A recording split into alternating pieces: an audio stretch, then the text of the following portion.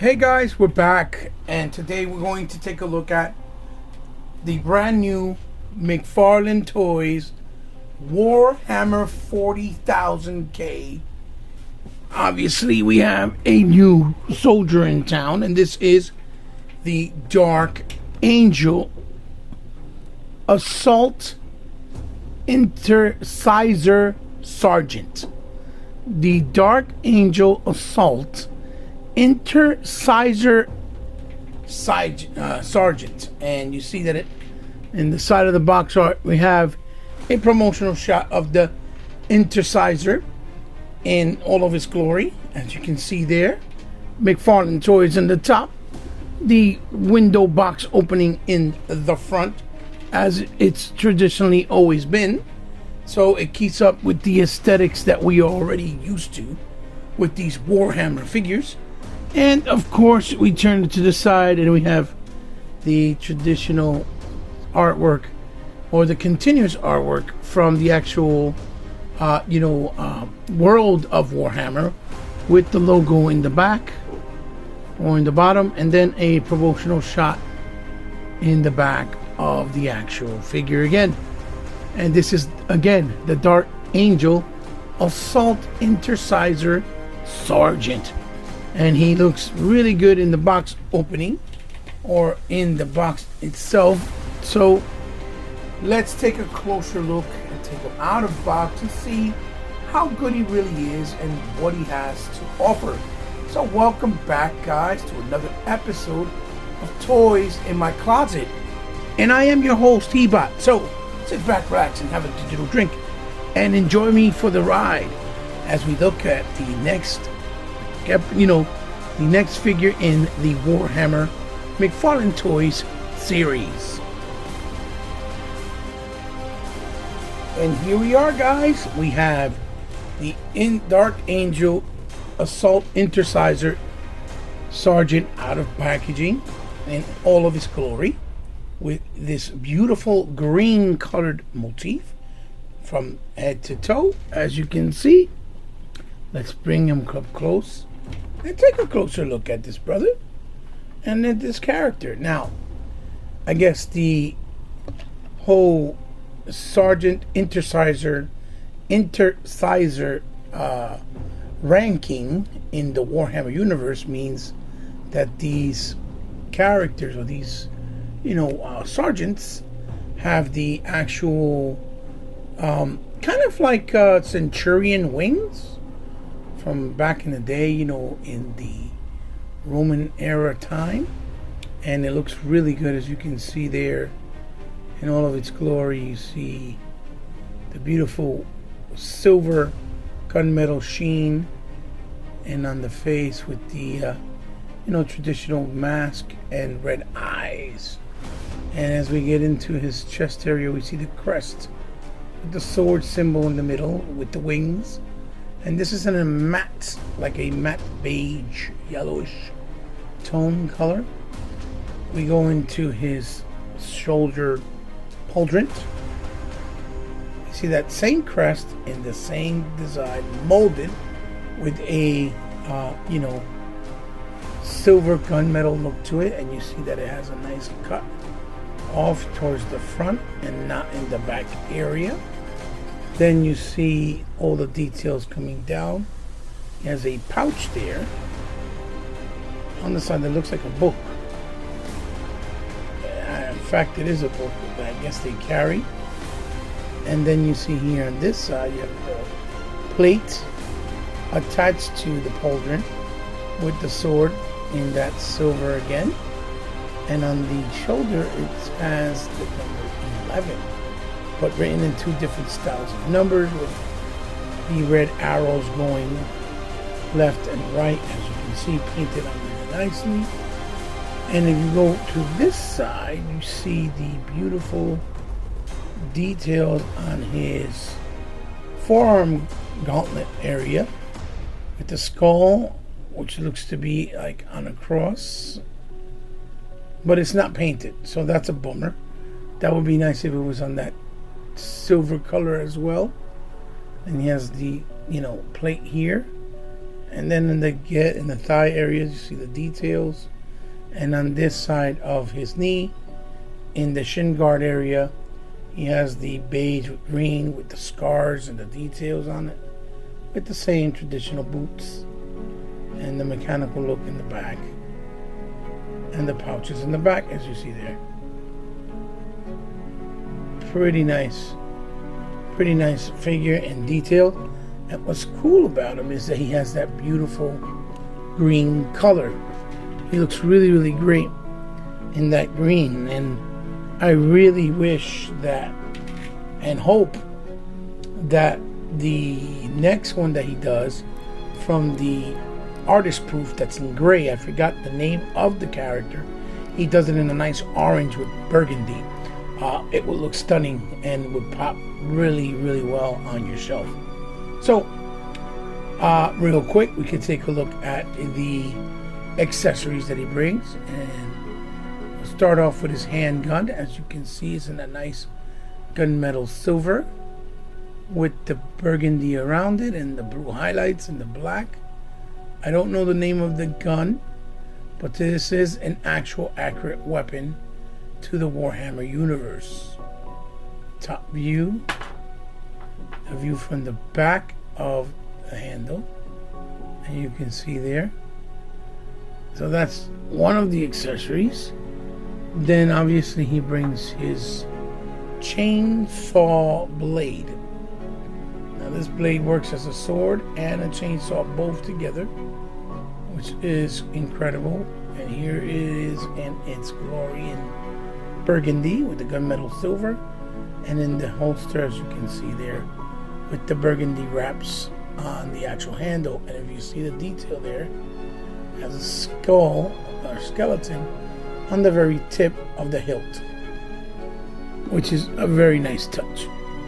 Then of course he brings the McFarlane little round stand with the stampage of Warhammer 40k, and last but certainly not least, his backpack with the thrusters, which kind of sucks because this thruster here is absolutely plain, no color whatsoever. I mean, it would have been nice if it had at least some silver details there and there, and maybe a symbol of the crest here in the middle, but I guess this is where he cut corners to keep the figure at a $20 price point, because that's what these Warhammer figures cost in comparisons to something like from the Bandai ones or the Joy Toy. And it looks really, really good. So there we have it. Those are his accessories. So let's get him on him and see what he looks like with the accessories on. We'll be right back.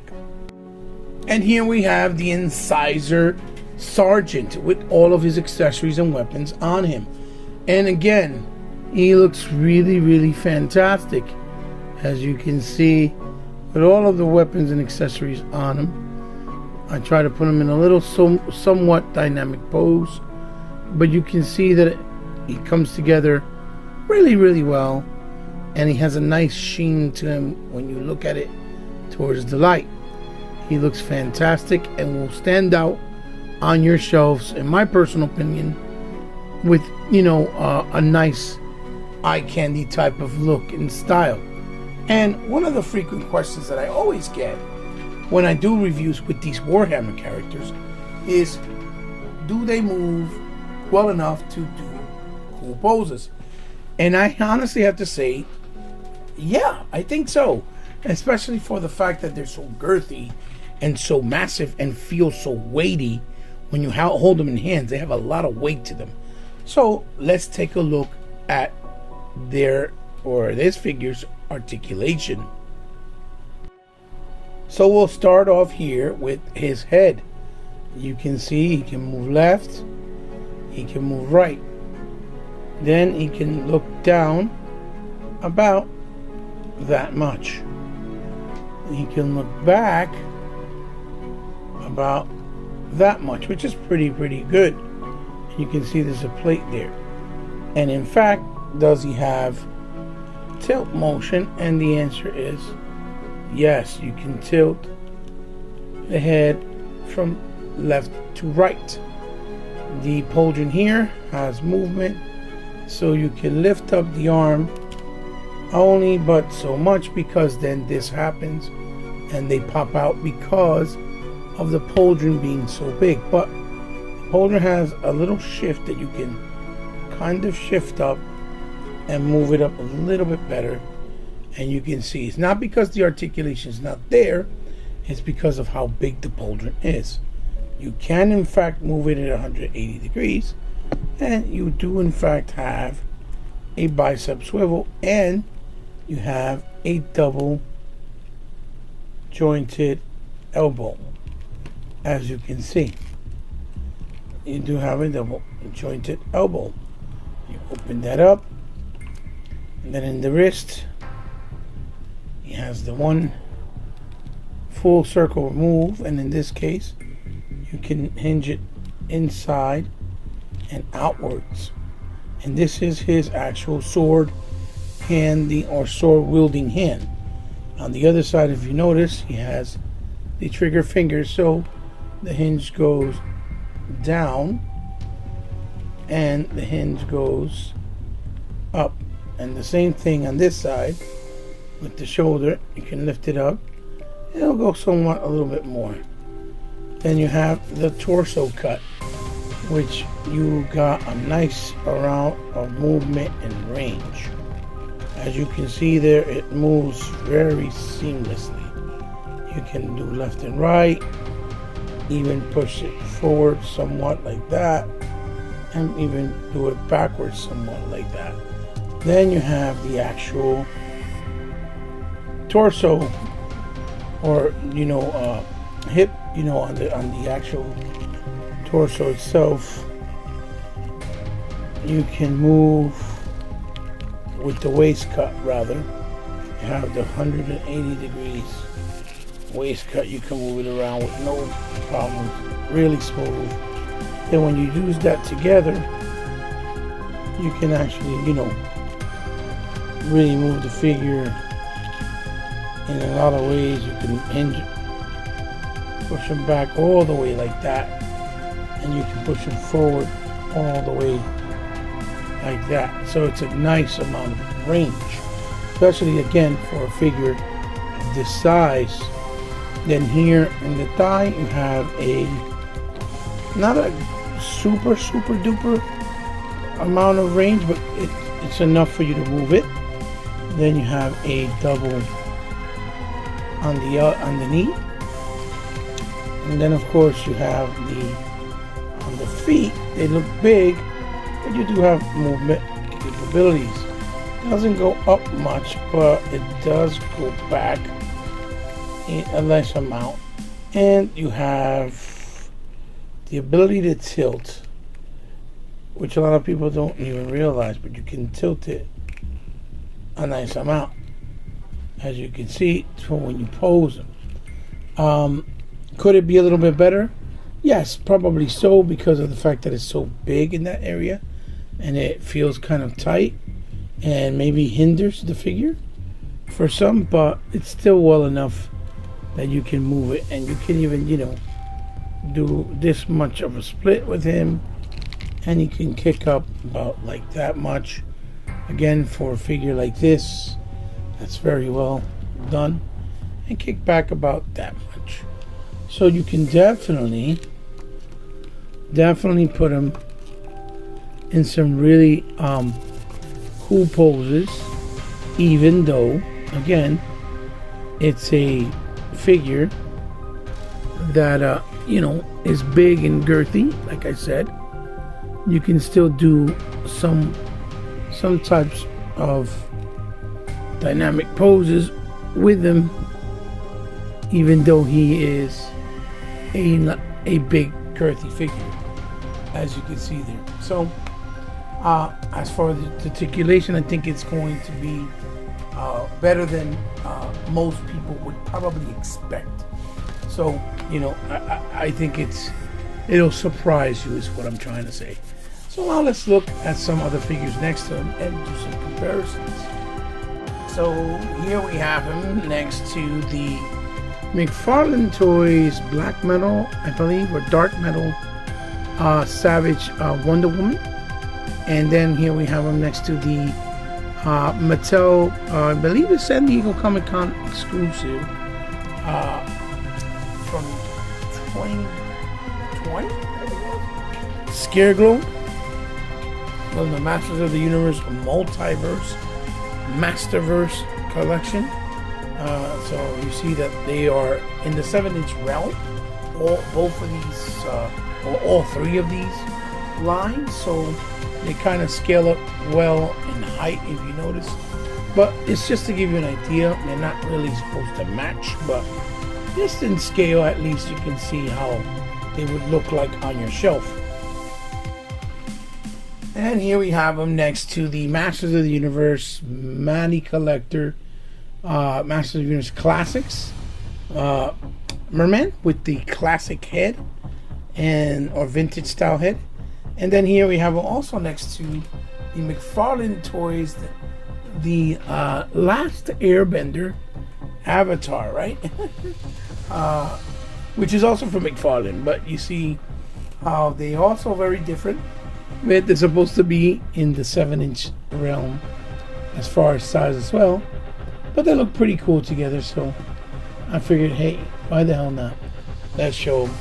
And you know, you get an idea. A green character and another character from another completely different universe, but it looks good. And here we have them next to the NECA Toys The Boys Amazon Prime TV series Homelander. And next to here I have another NECA Retro Claw figure, which they're more on the 8 and 9 inch size as far as the length or the scale.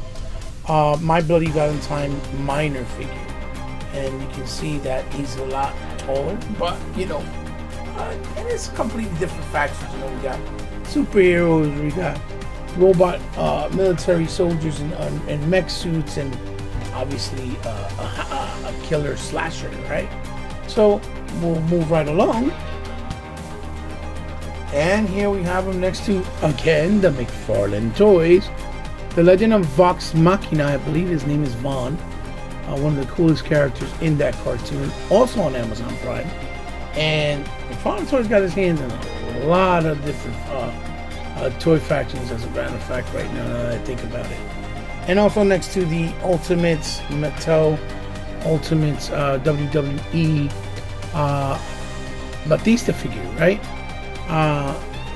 One of their great wrestlers from back in the day, and you know, you see that they're also scaled differently. The Ultimates line is between 6 and 7 inches also, and you see how they also look next to each other, being more humanoid type characters, but still look pretty cool, you know. Just to give you guys an idea. So now we'll show them next to a couple of more different Warhammers. And here we have them next to some more McFarlane Toys Warhammer figures. And as you can see, they are all in the different, factions of the Warhammers themselves. And you see the difference in the colors and in the, the rankings of each figure from female to male, which, again, all together on a display looks really, really fantastic. I don't know how I can, show it a little bit better, but it looks really, really good. And you won't be disappointed with these figures. You really won't. They display really, really cool and really, really well. Okay guys, now for my final thoughts on the brand new Dark Angel Incisor Sergeant, right? Like all the other Warhammers 40K figures from McFarlane, they're par for the course, but they are very, very cool. They have a lot of detail, a lot of different little looking intricacies within the figures themselves, even though it does share a lot of parts. But when you look at them with the different colors, aesthetic wise, the different rankings and colors and little details, like in this case the little book that's hanging on a piece of sash from the belt clip on this figure particularly. It's those little things that I think go a very long way with this type of line, or with this line in general. That we have also villains in this line that are pretty cool, like the orcs and some of the other beastly characters, which work and fit very, very well. So to display it on a shelf, on toy shelves, they look absolutely stunning and phenomenal. Especially with this green, particularly with the beige, it pops really well. I can't stress it enough. With the price point, the details, even the fact that it comes with at least 3 accessories, with a sword, the gun, and the actual backpacks or the fly booster packs that they have. And for the $20 price point, I don't think you can go wrong. And especially when you're comparing them to something like the Bandai ones that are $100 a pop or more, and most of them look exactly the same, just a different color. They don't even have little details that separate and make you feel like each one is individual for the way it looks.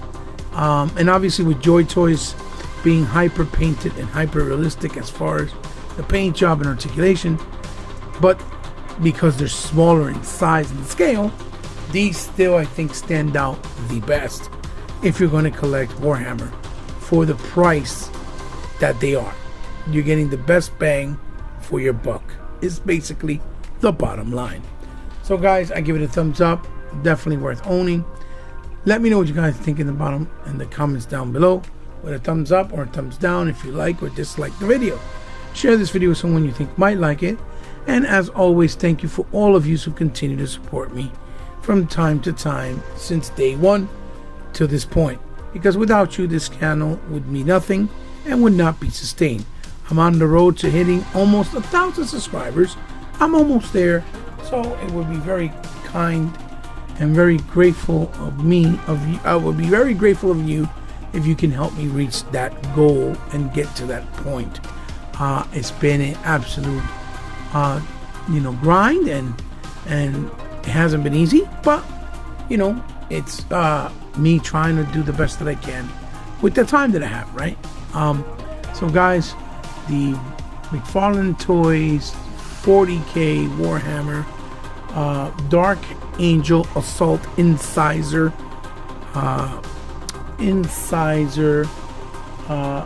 Sergeant, I think he's worth the buy. I highly recommend him for the price point.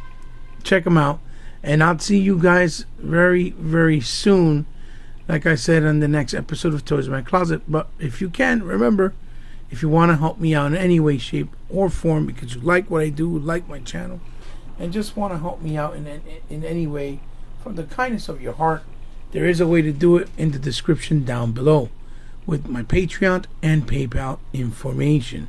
Just like if you would like to make me donate anything or have me highlight or review anything on the channel, I would be more than honored and more than humbled to do so. Just hit me up on DMs on one of those social platforms that I am currently on, that is also down in the description below, or even on the online platforms and sites that I am, that's also down in the information down below. So this is your host Ebot signing off, guys. I'll see you in the next one. Have a good one. Keep collecting, have fun doing it, but be considerate to others in these trying times. Never forget and never be inconsiderate. Bye bye now.